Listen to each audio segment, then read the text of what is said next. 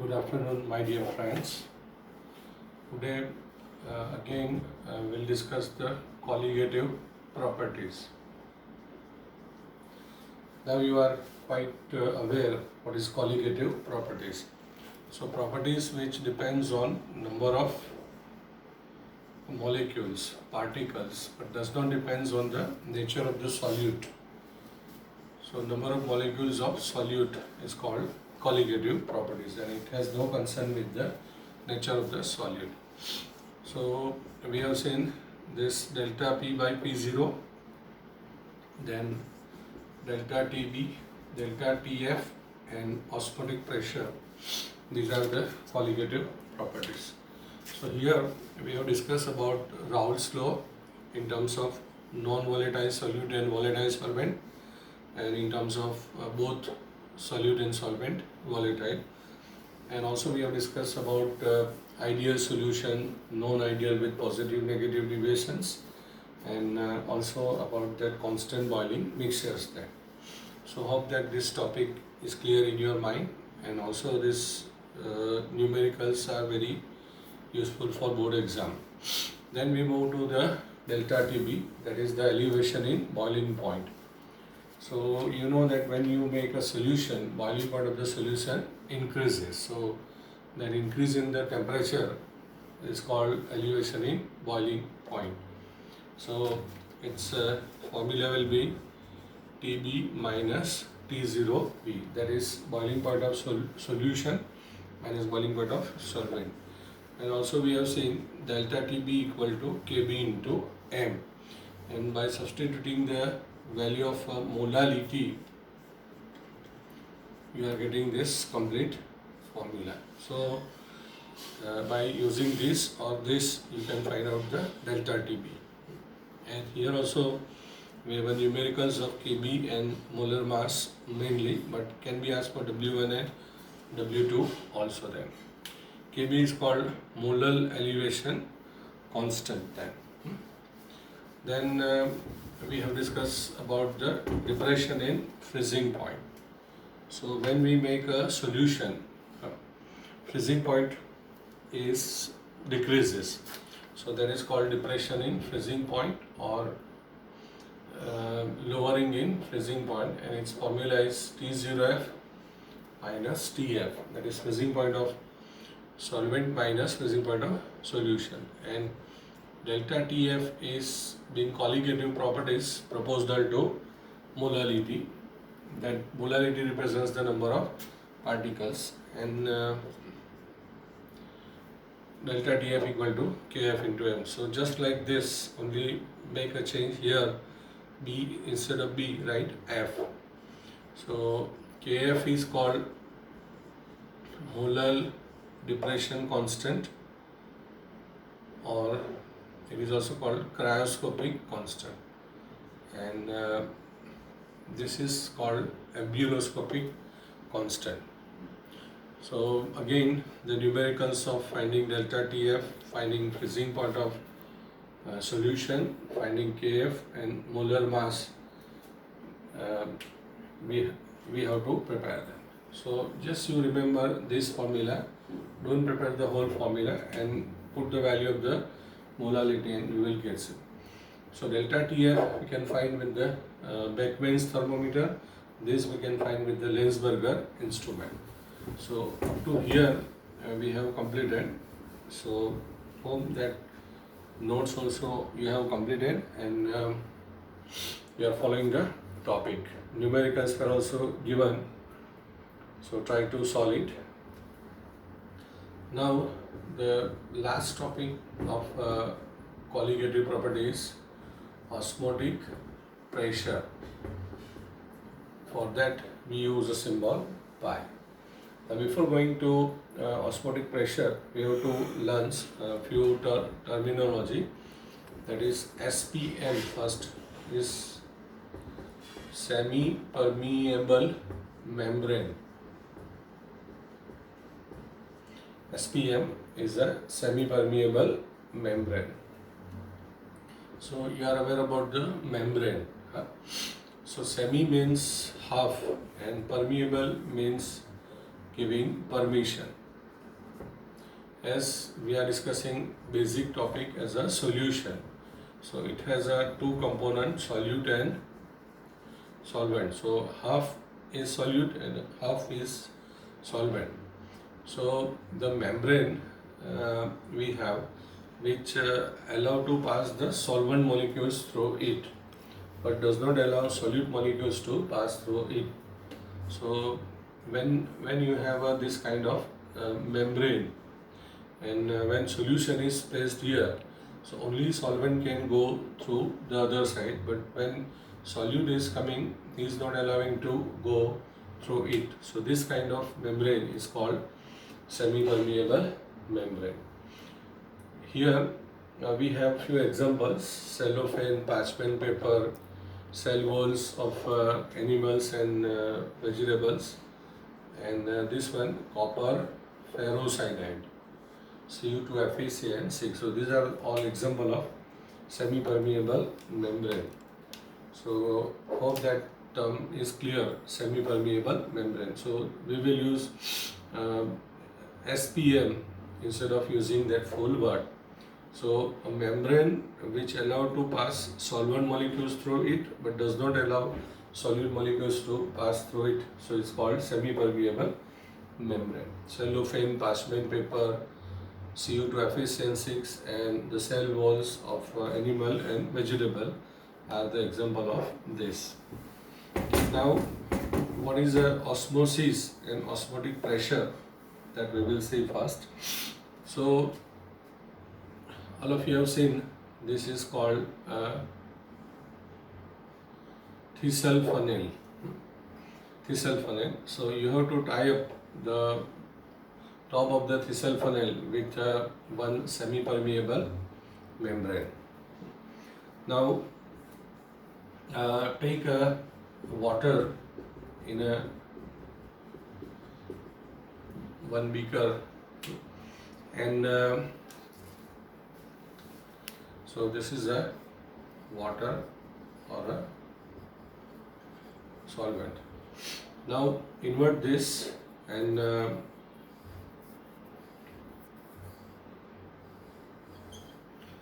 here fill one solution in it. So in Thissell funnel we have to add one solution, and this Thissell funnel we have to put here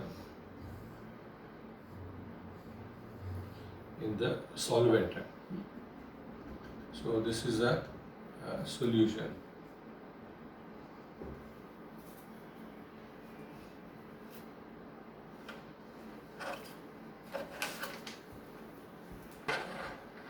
Solution and solvent are separated by semi-permeable membrane. You can see the level of liquid in solvent and in a solution it is same. But after some time, what you observe that the water through this will move and the level of the solution increases. So this takes place spontaneously, that means on its own. So when solvent and solutions are separated by semi-permeable membrane, then there observed a spontaneous flow of solvent towards the solutions. So flow of solvent is called osmosis. Follow what is osmosis? So when solvent and solutions are separated by semi-permeable membrane, so this membrane is separating them, then we found that the solvent will migrate towards the solution, and that you can see that level of the solution in the Thissell funnel increases. So this is called osmosis. Then now you can see that this is not happen. We have a lot of water, but all water will goes inside and there will be a overflowing. This will not happen. After some time the flow automatically stop, or we have to say that the pressure which stops the flow of solvent, so this pressure is called osmotic pressure. So clear what is osmotic pressure? So when solvent and solutions are separated by semi-impermeable membrane, there observed a spontaneous flow of solvent towards the solution. This is called osmosis, and after some time the flow of solvent itself stops. So the pressure which stops this flow is called osmotic pressure. Now we have one more definition of osmosis and osmotic pressure. So in a one container, put a semi-permeable membrane. Now fill two solution, same solution but different concentration. So this is a dilute solution and this one is a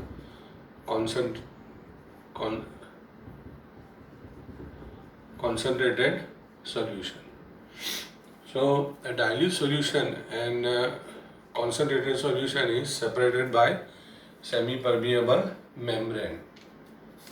Then here also we are observing that the solvent molecules from dilute solution moving towards the concentrated solutions. So this flow of water or a solvent towards the concentrated solution is called osmosis. So is it clear what is the second definition? When two solutions with different concentrations were separated by semi-permeable membrane, then there observe a spontaneous flow of solvent from dilute solution to the concentrated solution. So this flow is called osmosis, and this is not happen that all the solute of the dilute solution remain and all water will move to the second solution. But here also after some time the flow stops. So the pressure which stops this flow is called osmotic pressure then. So I hope that both definition is clear in your mind then. Now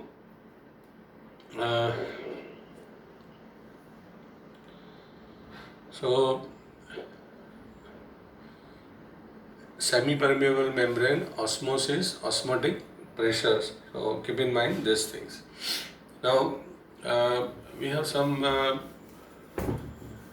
sort. So solution that it is a isotonic solution. Iso means same. So we have a different solutions, but they have a same osmotic pressure. They are called isotonic solution. So here we have a two solutions. So here the value of pi is 1.2 atmosphere, and this pi is also 1.2 atmosphere. So these two solutions are called isotonic solution. So what is isotonic here? Two solutions having different same osmotic pressure are called isotonic solution. Now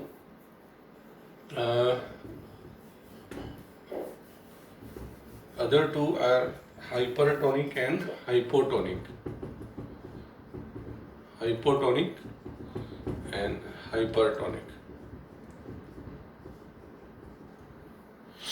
Hypo means less, per means excess. So solution having a lower osmotic pressure are called hypotonic, and higher as osmotic pressure is called lower pi value are called hypotonic, and excess or higher osmotic pressure is hypertonic solutions. Now the osmotic pressure of the solution depends on the concentration. So as a result, if your concentration is 0.9% W by V or less than this, then it is a hypertonic. Means pi is proportional to C. When the concentration is low, osmotic pressure is low. So when your concentration is less than 0.9% W by V, then your solution is hypotonic. But if it is greater than 0.9% W by V solution, then it is called hypertonic solutions. So isotonic, hypertonic and hypotonic. Keep in mind this. Now we have a formula here again to derive the molecular mass of the non-volatile solute and also for finding the osmotic pressure then. So it is given directly, but we will derive this formula for osmotic pressure and molecular mass. Now a scientist called Van 't Hoff has suggested that solute molecule present in the solution are behave as a gaseous gases. Solute, whether it is a solid, liquid, whatever it is, when it is in solution, it behaves like a gases. So this is explained by Van 't Hoff.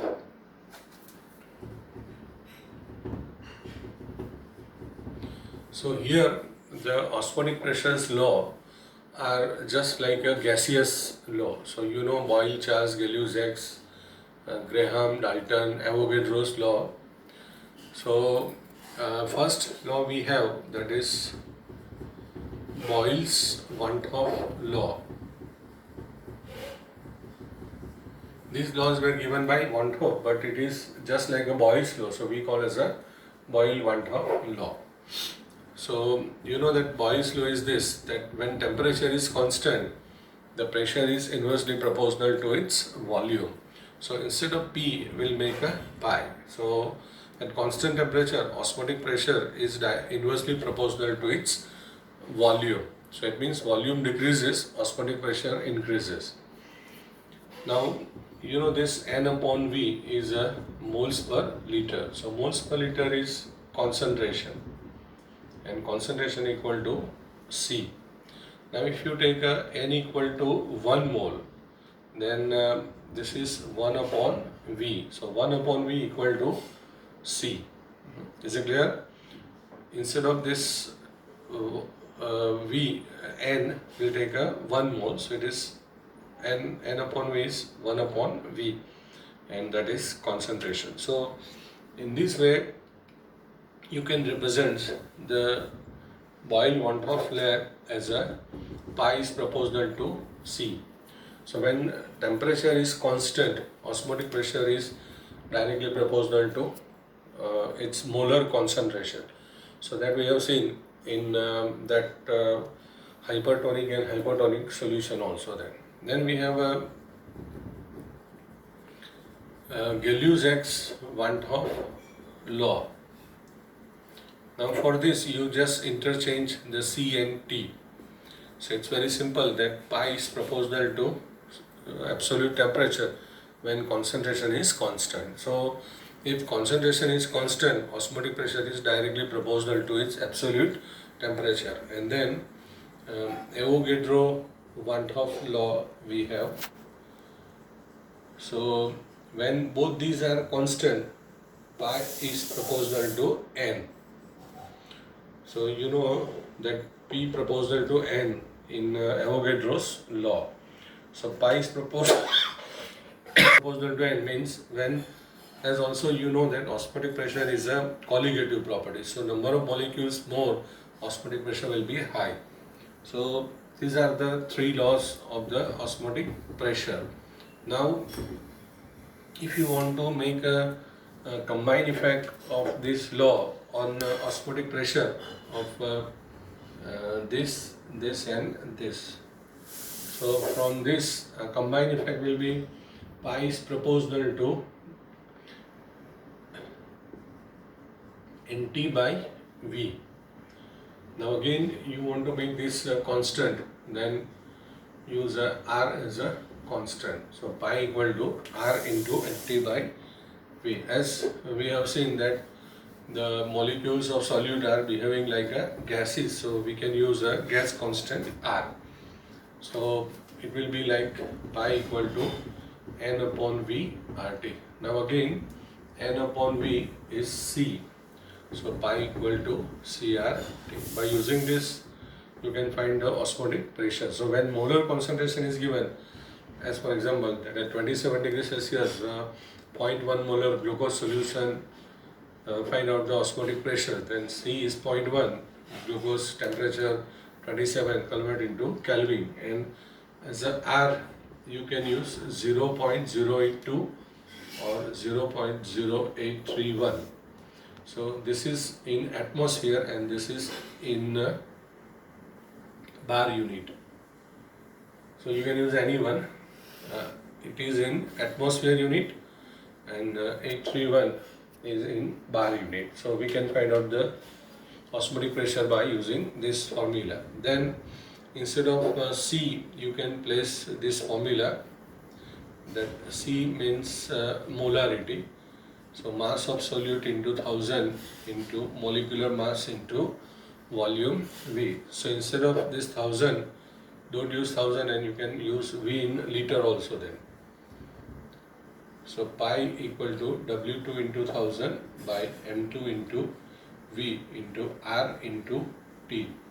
So by using this also we can find out the osmotic pressure. So this mass of solute is dissolved in 500 ml solution, and at this temperature find out the osmotic pressure, then you have to use. So direct molarity is given, use this, and mass, certain mass is dissolved in certain volume at certain temperature, then you can find the osmotic pressure in this way.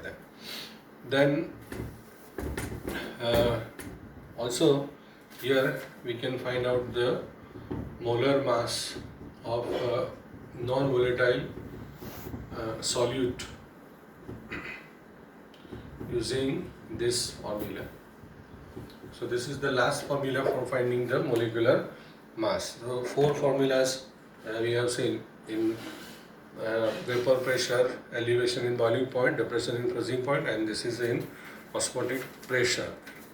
So this formula, better that you remember pi equal to CRT and put the value of the C as a molarity, and you will get it then easily.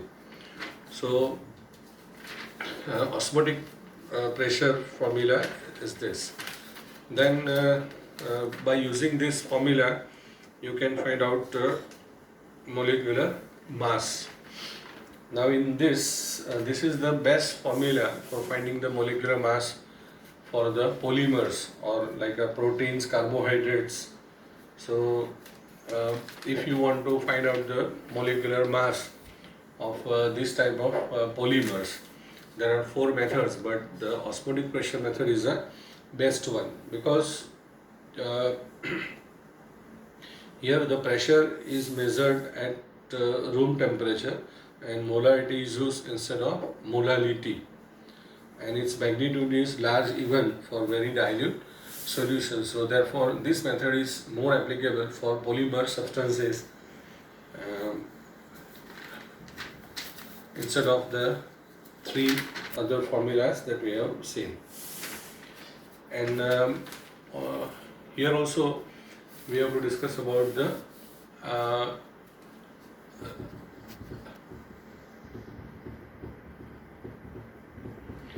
reverse osmosis. So many of you have heard about the RO plant at your home and at some other places. So RO plant, RO represents the reverse osmosis. So in osmosis process, the water molecules are going towards the solution, but in reverse osmosis the water we have to bring out from the solutions. So in osmosis water molecules are going towards solutions. In reverse osmosis, reverse means we have to do opposite thing, so we have to come back. So this water will move out from the semi-permeable from membrane from the solutions, but for that you have to apply the high pressure there. So compared to the osmotic pressure, we have to apply high pressure, and when this high pressure is applied, the solvent will flows from solution and moves from the membrane, it comes out. Now this will helpful in desalination. So in the many Arabian countries, they don't have a problem of water because they, by using this reverse osmosis, they are removing salt from the sea water and make it in terms of drinking purpose. So this is another very important concept, reverse osmosis. So just to be in terms of our topic, we have to remember the definitions. Then in earlier example of osmosis, I had given an example that a dilute solution, from that water is moving towards the concentrate solution. So there may be confusion that when it will goes from dilute to concentrate or concentrate to dilute. So then very known examples that we have. So you know that this is a sugar solution. Now in this sugar solution we'll put one green grapes. So grapes is placed in a sugar solution. So this surface of the grapes, this surface will act as a semi-permeable membrane. So there is a solution inside the grapes, and here we have a sugar solution. So one solution is here in grapes, one solution is sugar. Both are separated by semi-permeable membrane. So you know that there is a contraction, sinking in the size of the grapes, because that water will move from this grape solution has a low concentration and sugar has a high concentration. So all the water will comes out from the sugar, from the grapes and move to the sugar solution. So here by this you can remember easily that the solvent is moving from dilute to concentrate, because this solution is diluted than the sugar solutions. So this is the end of the topic, and also that all colligative properties, almost lesson is complete here, but we have to discuss one more point, that is in terms of the abnormal molecular mass. So in next lecture we will discuss that. Hope that you have enjoyed. Be particular about reading and writing. Don't waste time. So as it is a holiday time or vacation time, so we have to enjoy. So you people are in 12th standard, you know the importance of the time and importance of your career. So this year will decide your career, and think today that after 5-6 years where you are, what is your future. So think in this way, and then you will automatically think that what we have to do in this free time. Then second thing, that continuous efforts and passion for the work will make you people successful. Continuous efforts, consistency, and the passion, that is equal to success. So keep in mind this formula also, with this all chemistry formulas, and hope that you are enjoying these lectures then. Thank you very much.